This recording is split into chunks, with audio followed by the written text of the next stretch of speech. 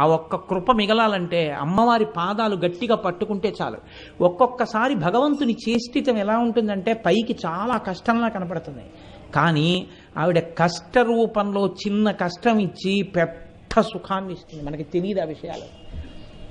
పరమాచార్య మాటల్లోనే చెప్పాలంటే, నేను ఎలాగో ఇవాళ పరమాచార్య ప్రసక్తి తెచ్చాను కాబట్టి ఆయన మాటల్లోనే చెప్పవలసి వస్తే మీకు ఒక మాట చెప్తాను.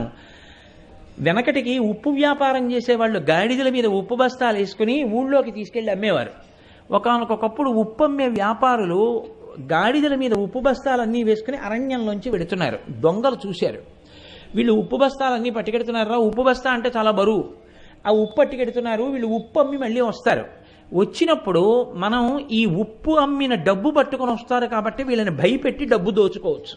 కాబట్టి ఇవాళ వెడుతున్నారు కాబట్టి ఓ 2 రోజుల్లో ఉప్పు అమ్ముకుని వస్తారు. మనం ఇక్కడ హాయిగా మాట వేసి కూర్చుంటే సరిపోతుందని కూర్చున్నారు.